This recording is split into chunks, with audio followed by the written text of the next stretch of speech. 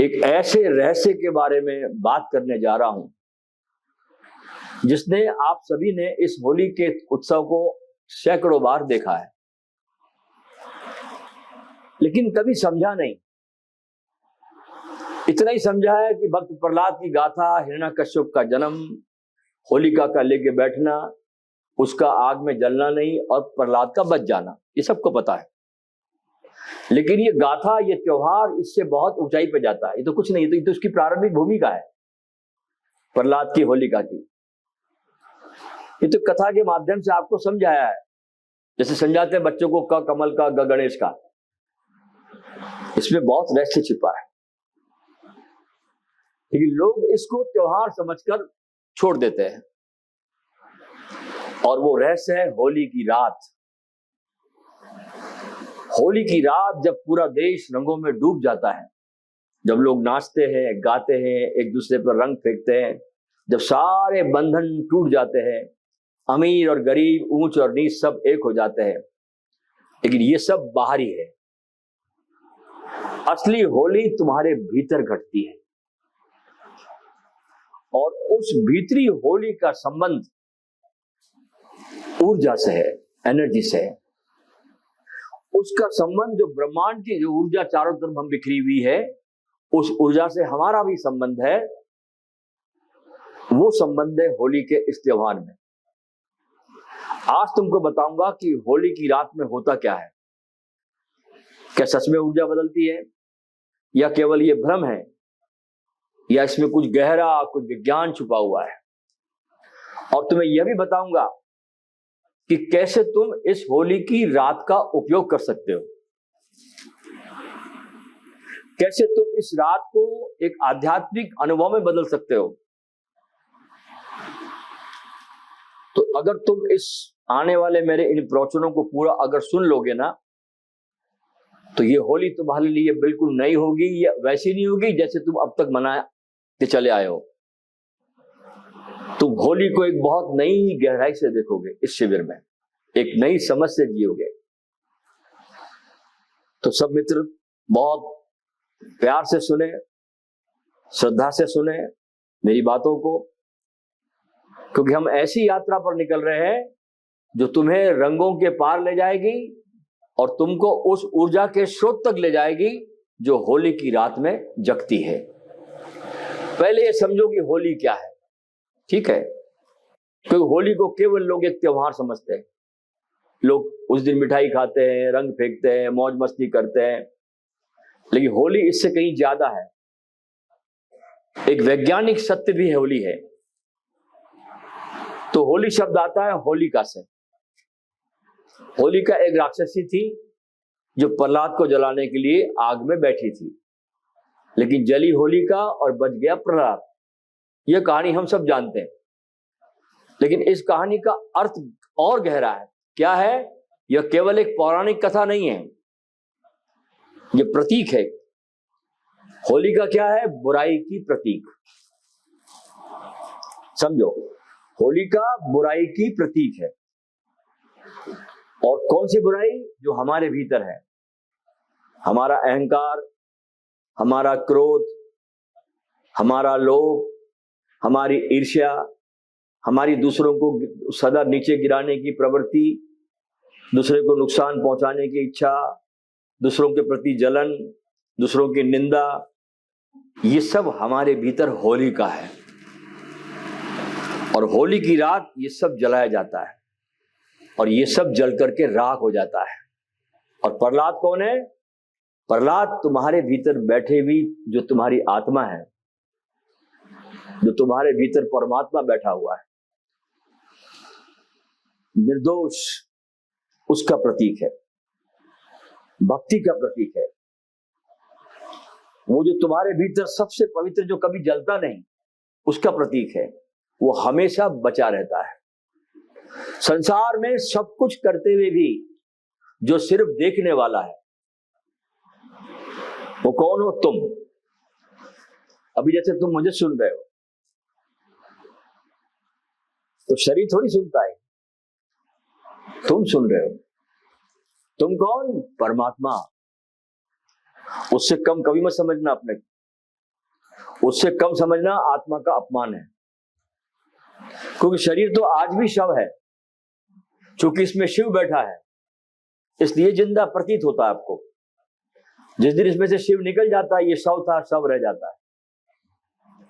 तो ये जो तुम्हारे भीतर जो पवित्र जगह है, जो कभी नहीं जलती, कभी मरती नहीं और हमेशा बची रहती है, तो होली का पहला प्रतीक है, पहला अर्थ है कि भीतर की बुराई को जला देना, पुराने को खत्म कर देना और नए का स्वागत करना। अच्छा, सत्य देखिए सदा नूतन है, पूरे अस्तित्व का सत्य देखिए, वहां सदा नूतनता है। और हमारे भीतर विचार जो है ना, वो सब अतीत से आते हैं। जो सोचने विचारने का ढंग है हमारा पुराना। अगर सही में देखा जाए, अगर भारतीय आदमी कोई सच में अगर भारत की दार्शनिक अनुसार कोई कार बनाए तो उसके लाइट पीछे लगेंगे, तो हम लोग पीछे देखने के आदी पड़ गए। उसके हेडलाइट कहां लगाएंगे? पीछे की तरफ। तो परमात्मा सत्य सदा नूतन है। अच्छा, होली आती कब है? वसंत के समय। देखिए प्रकृति क्या आपको संकेत देती है।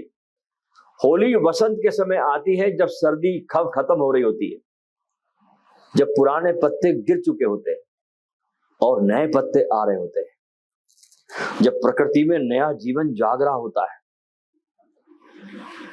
और ये कोई संयोग नहीं है, प्रकृति के पास बहुत बुद्धि है, बहुत विजडम है पूरे कायनात के पास में। होली वसंत में इसलिए मनाई जाती है क्योंकि ये नए जीवन का त्योहार है, पुनर्जन्म का त्योहार है। हर चीज यहां पर अब नई जन्म ले रही है। अब देखिए सर्दी में देखिए आप, सब सो जाता है। इवन देखो जो पेड़, कितने बड़े बड़े पेड़ होते हैं, उनके पत्ते भी झड़ जाते हैं, उनमें भी पतझड़ आ जाता है, उसमें भी जीवन कम हो जाता है, सूख जाते हैं, पतझड़ आ जाता है, पीले पड़ जाते हैं, तो पेड़ भी सूख जाते हैं। सब कुछ मरा मरा सा दिखता है। लेकिन ये मौत जो है ना, ये अस्थायी है, परमानेंट नहीं है। ये क्या है? एक विश्राम। प्रकृति विश्राम दे रही है, एक तैयारी है कि फिर वसंत आता है और सब कुछ फिर से बिल्कुल नया और एकदम फ्रेश जाग जाता है। नए फूल खिलते हैं, नए पत्ते आते हैं, पक्षी गाते हैं, हवा में एक नई ऊर्जा होती है। तो होली इस नए हो जाने का वसंत उत्सव है। हाँ, इस नए हो जाने का। मैं कैसे नया हो जाऊं, कैसे मेरे सारे विचारों के पत्ते भीतर से गिर जाए और मैं बिल्कुल नया बसंत की तरह हो जाऊं, ये हो जाने का नाम है होली। इसी नवजीवन का उत्सव है जो प्रकृति में घट रहा है, और वही तुम्हारे भीतर भी घट सकता है। जो प्रकृति में घट रहा है वो हमारे भीतर भी घट सकता है। हमारे भीतर भी एक सर्दी है। क्या है सर्दी हमारी? हमारे पुराने विचार, पुराने संस्कार, कंडीशनिंग ऑफ माइंड, पुराने दुख, पुराने सुख, पुरानी यादें, ये सब हमारे भीतर क्या है? सर्दी, जमी हुई ठोस। लेकिन होली की रात तुम इसको खत्म कर सकते हो। तुम अपने भीतर एक बहुत प्यारा प्यारा वसंत ला सकते हो। अब आते हैं रंगों पर। होली में रंग क्यों खेला जाता है? देखिए, रंग जीवन का प्रतीक है। परमात्मा ने इस पूरे जगत को कितने रंगों से संवारा, देखिए आप, कितने कलर्स भर दिए इसमें। पत्तों का रंग देखिए, फूलों का रंग देखिए, सब्जियों का रंग देखिए आप, अलग अलग सब्जी के अलग अलग रंग है, कितना कलर से देखिए आप। परमात्मा ने इस पूरे अस्तित्व को बड़े कलर से सजाया है। तो कलर जो है ना, वो जीवन का प्रतीक है। जीवन तुम्हारा बहुत अलग अलग विविधता से भरा पड़ा है, लेकिन हम क्या करते हैं? जीवन को रंग विहीन बना देते हैं। हम अपने जीवन को एक ही ढर्रे में, एक ही आदत में जी करके जीवन को एक ही रंग देते हैं। एक ही कलर हम जीवन में अपने आदत को पकड़ के उसको जीने लगते हैं। वही सोचते हैं, वही करते हैं, वही विचारधारा और वही महसूस करते हैं। हमारा जीवन क्या होता है, एक रूटीन बन जाता है, एक आदत। और आदत सदा ही क्या क्या करती है, तुम्हारे जीवन में बोरियत लाती है। आदत क्या करती है, बोरियत लाती है। और धीरे धीरे इस बोरियत के कारण हम जीवन कैसे जीना, क्यों आए थे धरती पर हम, क्या करना चाहिए हमको, कैसे प्रसन्न रहे हम, कैसे सदा उत्सवपूर्ण रहे हम, कैसे खिले रहे हम फूलों की तरह, ये सब हम जीना भूल जाते हैं।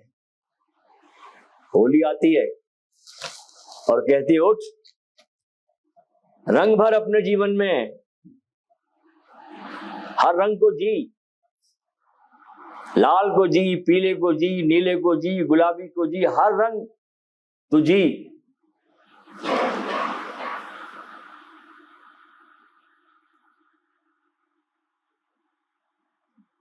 अब तुम कहते हो ठीक बोल रही होली, अब मैं एक रंग में नहीं रहूंगा, मैं सभी रंगों में जीऊंगा।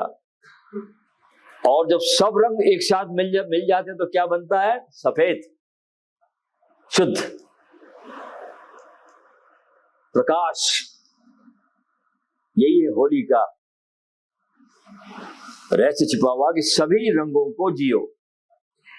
जब तुम सब रंगों को जियोगे जीवन में, उतार को, चढ़ाव को, दुख को, सुख को, प्रसन्नता को, उदासी को, ये सब कलर्स है। अरे ये बताओ, ये सब चीजें जो तुम जीते हो, कोई चीज टिकती है क्या? दुख आया तुम्हारे, जब तुम बहुत दुखी हो, इतने बार तुम्हारे जीवन में दुख आया, कोई टिका? कोई टिकता है दुख? सुख भी आता है, वो भी टिकता है? वो भी नहीं टिकता। तो सब आ रहा है, जा रहा है, सागर की लहरों पे लहर उठ रही है, लेकिन ध्यान रखना, लहरें सागर नहीं है। सागर कहीं भीतर बहुत शांत है, वो सागर है तुम्हारा होना। तुम्हारे जीवन में सुख, दुख, प्रसन्नता, उदासी सब आएगी, लेकिन भीतर तुम्हारे जो ये नारायण बैठा हुआ है इस शरीर के भीतर, इसको तुम परमात्मा कह लो, राम कह लो, कृष्ण कह लो, कुछ भी कह लो, इसका कोई नाम नहीं है। वो जो तुम्हारे भीतर बैठा है वो अविचल रहता है और वो इन्वॉल्व नहीं होता। तुम बचपन में थे तब से लेके मरते हो तब तक के तुम्हारे भीतर बैठा हुआ नारायण किसी भी तुम्हारी क्रिया में इन्वॉल्व नहीं होता, वो सिर्फ देखता है। दुख आया, दुख को देखा उसने, सुख आया, सुख को देखा, वो सिर्फ देखने वाला है। वो तुम्हारा केंद्र है और बड़ा सहज है वो। उसको पाने के लिए किसी प्रकार की प्रयत्न की जरूरत नहीं, वो तुम्हारा होना ही है। अब जैसे तुम मुझे सुन रहे हो, अब ये सुनने में क्या तुम कुछ साधना कर रहे हो क्या? अभी कुछ नहीं कर रहे ना, सुनना सहज हो रहा है। आपका सुनना इस समय कैसा हो रहा है? सहज, बिना किसी साधना के। अच्छा, आप हो, ये तो पक्का है ना कि आप हो, आप जिंदा, ये भी पक्का है कि आप जिंदा हो, मरे तो नहीं ना? आप जिंदा हो, ये आपको प्रतीत हो रहा है कि मैं जिंदा हूं। तो ये प्रतीत हो जाना कि मैं जिंदा हूं और मेरा अस्तित्व है, ये भी किसी साधना से आया है कि सहज आप में आ गया? बताओ, सहज आया, ये किसी साधना से नहीं आया, ये आपकी सहज अवस्था है।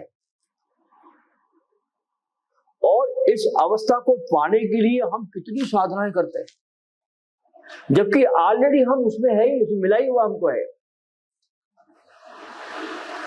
ये हमारा शुद्ध प्रकाश है जिसका होली हमको संकेत दे रही है। अब आता है होली का दहन, अलाव जलाया जाता है, लोग उसके चारों ओर घूमते हैं, गाते हैं, नाचते हैं। ये केवल एक रस्म नहीं है, ये गहरी आध्यात्मिक प्रक्रिया है। अच्छा, आग जो है ना, वो शुद्धिकरण का प्रतीक है। आग हर चीज को शुद्ध कर देती है। नकली सोने को डालोगे, शुद्ध कर दी। आग क्या है? शुद्धिकरण का प्रतीक। तो जब कोई चीज आग में डालते हो, अशुद्ध जल जाती है, उसका सारा मैल जल जाता है, केवल शुद्धता बचती है। आग सिर्फ शुद्धता को बचाती है। तो होली की रात में अपने भीतर की अशुद्धियों को तुम उस आग में जला सकते हो। अपने क्रोध को जला सकते हो, अपने लोभ को जला सकते हो, अपने डर को जला सकते हो, और तुम उस डर के जला देने से तुम नए हो जाते हो। और अगले दिन रंग का प्रतीक, जब पुराना जल गया तो नया आता है। और वो नया क्या है? रंगीन, जीवंत और आनंदमय। अब आते हैं ऊर्जा पर, क्योंकि होली की रात का सबसे बड़ा रहस्य जो है ना, वो आपके ऊर्जा मंडल से जुड़ा हुआ है। पहले समझो कि ऊर्जा है क्या। अच्छा, ऊर्जा वो शक्ति है पूरे ब्रह्मांड में, हम में अंदर भी और बाहर भी, जो सब कुछ चलाती है। उसी कारण सब चल रहा है। ये पंखा चलता है क्योंकि बिजली चला रही है, ये माइक चल रहा है क्योंकि बिजली चला रही है। तो सारे ब्रह्मांड को, सितारों को, सूरज को, चांद को, सितारों को, आपको, मेरे को, नदियों को, समुद्रों को, ये सब शक्ति जो सबको चला रही है। हमारा मन भी ऊर्जा से चलता है, ये पूरा ब्रह्मांड ऊर्जा से चलता है। अच्छा, विज्ञान एक बहुत नई बात कहता है। क्या कहता है विज्ञान? कि ऊर्जा न तो पैदा की जा सकती है और न नष्ट की जा सकती है। ये ऊर्जा केवल एक रूप से दूसरे रूप में बदलती है। ये एक शाश्वत सत्य है। फिर वैज्ञानिक कहते हैं कि ये ऊर्जा केवल भौतिक नहीं है, ऊर्जा सूक्ष्म भी है। और इस सूक्ष्म ऊर्जा का संबंध हमारे मन से है, हमारी भावनाओं से है, हमारी चेतना से है। जब हम खुश होते हैं ना, तो हमारी ऊर्जा बढ़ जाती है। उदास होते हैं हम, ऊर्जा घट जाती है। जब प्रेम में होते हैं हम, जब प्रेम से भर जाते हैं, तो ऊर्जा तुम्हारी बहने लगती है, जो ठोस पड़ी थी। जब तुम घृणा करते हो किसी से, तो ऊर्जा रुक जाती है, बहती नहीं। और ये ऊर्जा जो है तुम्हारे शरीर की नाड़ियों के माध्यम से बहती है। हमारे भीतर मुख्य रूप से 3 नाड़ियां हैं, ईड़ा, पिंगला और बीच में सुषुम्ना। ईड़ा जो है वो चंद्र की नाड़ी है। ये क्या है? ठंडी ऊर्जा का वाहक है। हमारा लेफ्ट साइड जो है चंद्र है, ये ठंडी ऊर्जा का वाहक है। ये तुम्हारे बाएं भाग से जुड़ी है, और ये ऊर्जा शांति और रिसेप्टिविटी का प्रतीक है। इसलिए देखो, सूफियों ने जब ध्यान करवाते हैं हम लोग, दरवेश नृत्य, तो ऐसा ये हाथ ऊपर रहता है। आप ऊर्जा को ले रहे हैं, ये लेने वाला हाथ है, ग्रहणशील है ये। अब पिंगला, इधर आओ, राइट साइड में, ये सूर्य का प्रतीक है। ये गर्म ऊर्जा की वाहक है। ये तुम्हारे दाएं भाग से जुड़ी है, ये देने वाला तत्व है। इसलिए कभी भी गुरु तुमको आशीर्वाद देगा तो इस हाथ से नहीं देगा। ख्याल किया कभी आपने? इस हाथ से देता है, क्योंकि ये देने वाला हाथ है, यहां से दिया जाता है। ये गर्म ऊर्जा की वाहक है। तो ये गतिशीलता और सक्रियता का प्रतीक है। और सुषुम्ना जो है वो मध्य में नाड़ी है, ये तुम्हारी रीढ़ के बिल्कुल बीच में, मध्य में। जब तुम्हारी ईड़ा और पिंगला दोनों बैलेंस में आती है, दोनों संतुलन में आती है, तभी तुम्हारी बीच की सुषुम्ना नाड़ी खुलती है। ये ध्यान रखना, आपको रहस्य की बात बता रहा मैं। ईड़ा और पिंगला दोनों जब बैलेंस में आती है, संतुलित होती है तो तुम्हारी सुषुम्ना नाड़ी खुलती है, और उस सुषुम्ना नाड़ी खुलने के बाद ही आपकी कुंडलिनी का जागरण होता है, उसके पहले नहीं। और ये ऊर्जा तुम्हारे अकेले के भीतर नहीं है, चारों तरफ बिखरी हुई ऊर्जा है, पूरा ब्रह्मांड ऊर्जा है, और हम उस ऊर्जा के एक क्षेत्र हैं। जब तुम किसी से मिलते हो, हम लोग किसी से मिलते हैं, तो ऊर्जा, हमारी ऊर्जा उसकी ऊर्जा से मिलती है। अब अगर मान लो तुम ऐसे आदमी से मिल रहे जो खुश नहीं है, उदास है, तो उसके मिलने से तुम भी उदास हो जाते हो, क्योंकि ऊर्जा का ट्रांसफर हो गया आपके अंदर। आप अपने आप उदास हो जाओगे बिना किसी कारण के। इसलिए मंदिर में एक अलग प्रकार की ऊर्जा मिलती है आपकी, शमशान में एक अलग प्रकार की ऊर्जा मिलती है आपको। देखो धरती एक ही है, लेकिन ऊर्जाओं का कितना अंतर है देखिए। शमशान में एक अलग ऊर्जा होती है, जंगल में एक अलग ऊर्जा होती है, और समय के साथ साथ ये एनर्जी बदलती भी है। सुबह के समय अलग होती है, देख रहे हो ऊर्जा का खेल आप। सुबह के समय बिल्कुल अलग होती है, दोपहर में अलग होती है, शाम की अलग होती है, रात की अलग होती है, और चंद्रमा की कलाओं के साथ ये ऊर्जा बदलती है। चंद्रमा तुम्हारी सारी ऊर्जा को बदलने वाला केंद्र है। पूर्णिमा की रात एक अलग ऊर्जा होती है, अमावस्या की रात एक अलग ऊर्जा होती है। ऋतुओं के साथ भी ऊर्जा बदलती है। बसंत की ऊर्जा अलग है, गर्मी की ऊर्जा अलग है, बरसात की अलग है, सर्दी की अलग है, और ये सब कोई कल्पना नहीं है, ये वैज्ञानिक सत्य है। विज्ञान कहता है हर चीज एक चुंबकीय क्षेत्र से घिरी हुई है, और ये क्षेत्र एक दूसरे को प्रभावित करते हैं। तो ऊर्जा रियल में है, और ये ऊर्जा लगातार बदलती रहती है। और अगर हमारे भीतर संवेदनशीलता है, रिसेप्टिव पावर है, अगर हमारे पास लेने की क्षमता है, तो इस ऊर्जा को हम महसूस कर सकते हैं। अब आते हैं होली के दिन उस रात पर। मैं आपको बहुत रहस्य की बातें बता रहा हूं होली के संबंध, जो आपने कहीं सुनी नहीं होगी। क्या इस रात में कुछ खास होता है, या केवल लोगों का विश्वास है? पहले देखो, ज्योग्राफिकल कारणों से इस दिन का महत्व।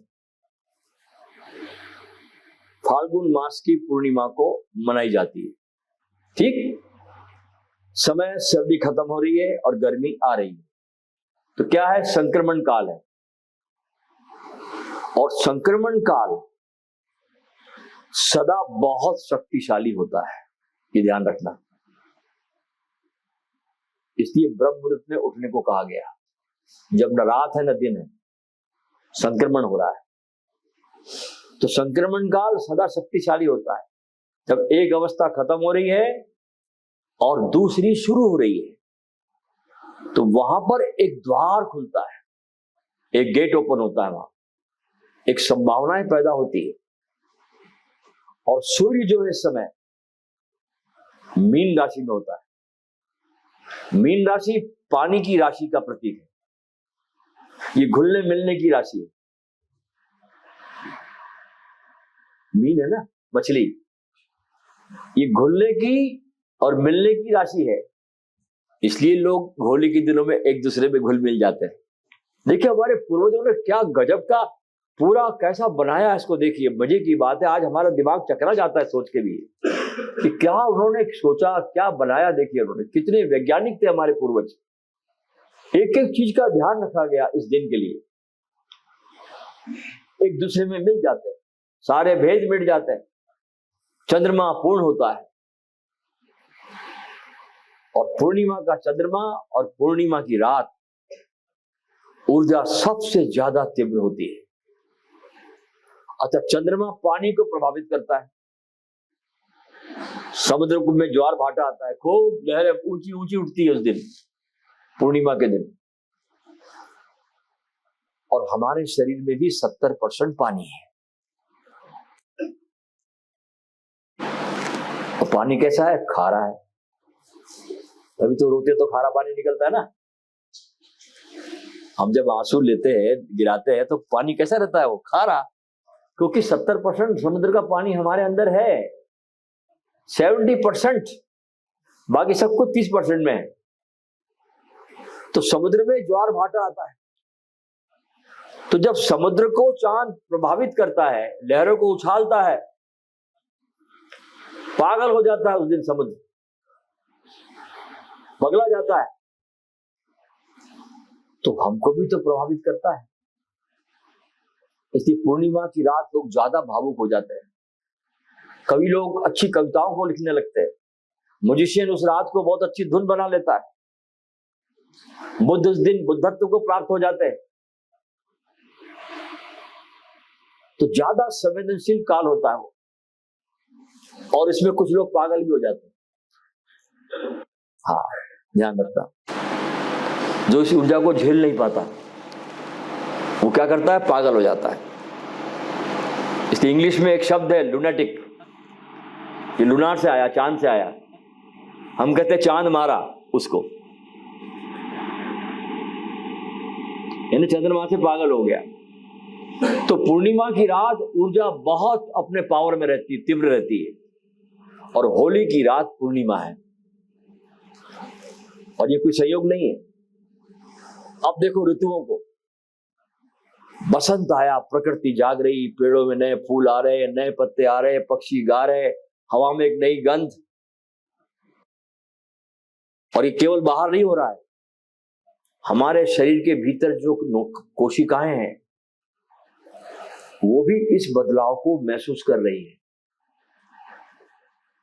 हमें पता नहीं चलता, क्योंकि हमारे लिए पता चलने के लिए और बहुत आयाम है, इसलिए इसका हमको पता नहीं चलता। हम बहुत कहीं और उलझे हुए, इसलिए हमारे भीतर जो परिवर्तन आ रहा है उसका हमको पता नहीं चलता।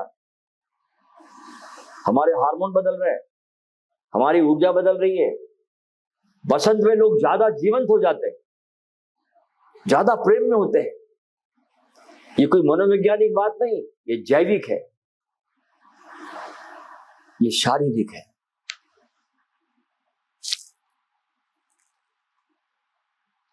अब आते हैं आग पर। एक एक पहलू को समझा रहा मैं आपको। होलिका का दहन, एक बड़ा अलाव हम लोग जलाते हैं। लोग उसके सैकड़ों चारों ओर इकट्ठे होते हैं। आग गर्मी देती है, प्रकाश देती है, और आग शुद्धिकरण करती, जैसा मैंने आपको बताया। तो जब तुम उस होलिका के आग के पास बैठते तो तुम्हारा शरीर गर्म होता है ना, तुमको ताप लगता है। उस ताप से क्या होता है? तुम्हारे भीतर की जो नाड़ियां वो खुलती है। कभी लोगों ने सोचा ही नहीं इस बात को, मैं बता रहा हूं। जब तुम ताप के पास बैठते हो होलिका के पास में, तो तुम्हारे शरीर के तपिश के कारण तुम्हारे शरीर की नाड़ियां खुलती है, और नाड़ियां खुलने से तुम्हारी ऊर्जा बहने लगती है, प्रभावित होती है। और जब सैकड़ों लोग उस आग के पास होते हैं तो एक सामूहिक ऊर्जा का क्षेत्र बन जाता है, संघ ऊर्जा बन जाती है, और ये बहुत शक्तिशाली होता है। जब बहुत सारे लोग एक साथ किसी चीज पर ध्यान केंद्रित करते हैं तो एक विशाल ऊर्जा पैदा होती है। इसलिए शिविरों में इतना आपको आनंद आता है, क्योंकि यहाँ विशाल एनर्जी बनती है, एक संघ एनर्जी बन जाती है। एक एक आदमी प्रयास करे तो वो अलग बात है, जहां सैकड़ों आदमी मिलकर एक प्रयास में लीन, तो वहां एक अलग ऊर्जा फील्ड बन जाता है। इसी को बुद्धा फील्ड कहते हैं। और ये ऊर्जा हर व्यक्ति को प्रभावित करती है। इस ऊर्जा में फिर लोग नाचते हैं, गाते हैं, संगीत बजता है, ढोल नगाड़े बजते हैं, और ये सब बजने के बाद ये सारी ऊर्जा को और तुम्हारे सेलिब्रेट करता है और बढ़ाता है। क्योंकि नाचना एक बहुत शक्तिशाली माध्यम है ऊर्जा को जगाने का। जब तुम नाचते हो ना, तो पूरा शरीर तुम्हारा गति में आ जाता है, मोमेंट में आता है। तुम्हारी सारी जो अटकी हुई, जो रुकी हुई ऊर्जा है भीतर, वो वहां से मुक्त होती है और तुम बहने लगते हो। तो संगीत भी तुम्हारा ऊर्जा को प्रभावित करता है। अलग अलग ध्वनियां अलग अलग प्रभाव डालती है। हर ध्वनि का अपना प्रभाव है, ओंकार का नाद करो, उसका अलग प्रभाव। भारत का क्लासिकल संगीत को सुनो, उसका अलग प्रभाव। हमारे भारत में तो संगीत का इतना ऊंचाई पर है कि पूरी दुनिया का कोई भी देश इसके सपने नहीं देख सकता। इतनी हमारे देश में क्लासिकल संगीत की ऊंचाई छुई इस देश के लोगों ने। राग है, राग की रागिनियां हैं, उसके ठाठ है, उसके गाने के समय है। हर समय हर गीत नहीं गाया जाता, सबके अलग अलग समय है। राग भैरवी है, राग भैरव है। जब राग भैरवी गा ली जाती है, इसके बाद फिर कोई गाना नहीं होता, क्योंकि अल्टीमेट राग है वो। भैरवी अंत है, उसके बाद सब गाने फीके लगते हैं। तो हमारे पास समय है गाने का, समझ है, तो हमारी संगीत जो है वो भी हमारे पर प्रभावित करता है। अलग अलग ध्वनियां प्रभाव डालती है। ढोल की आवाज हमारे मूलाधार चक्र को सक्रिय करती है, इसलिए हमारे देश में ढोल बजाए गए। लोगों को पता ही नहीं क्यों बजा रहे। ढोल की ध्वनि हमारे मूलाधार चक्र को सक्रिय करती है, ऊर्जा को वहां से उठाती है और तुम्हारे जीवन की शक्ति को जगाती है। तो होली की रात में, इस त्योहार में पूरी की पूरी तुम्हारे कल्याण के लिए परमात्मा ने एक व्यवस्था बनाई, पूरी व्यवस्था बनी है। किस लिए बनी? ऊर्जा को जगाने के लिए। पूर्णिमा, वसंत, आग, नृत्य, संगीत, सब कुछ मिलाकर एक विशेष ऊर्जा को बनाते हैं। अगले दिन रंग, रंग की ऊर्जा। हर रंग एक अलग आवृत्ति पर कंपन करता है, वो भी असर करता है अलग अलग रंग।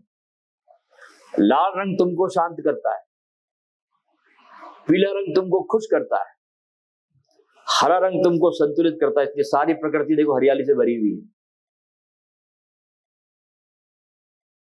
वो तुमको संतुलित करता है।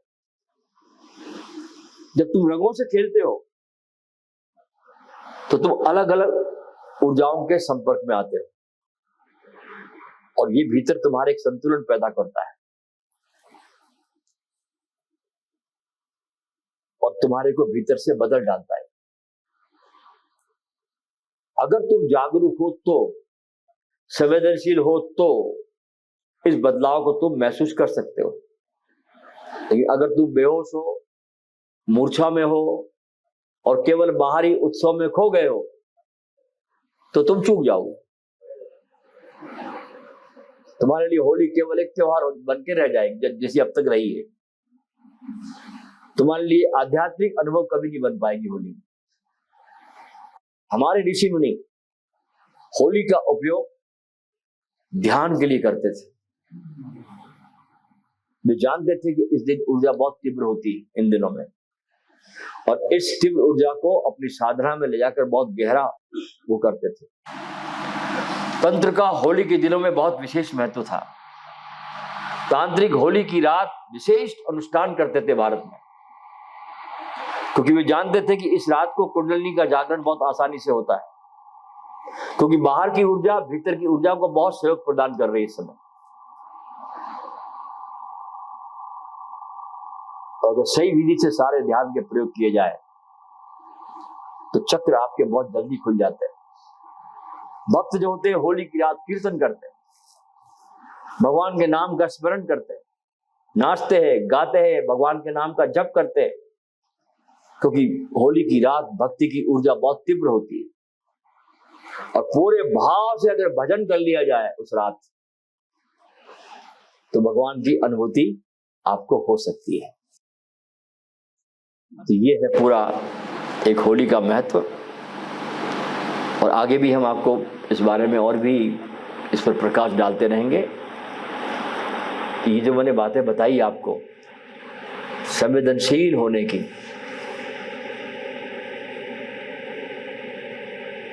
ये बहुत महत्वपूर्ण बात है।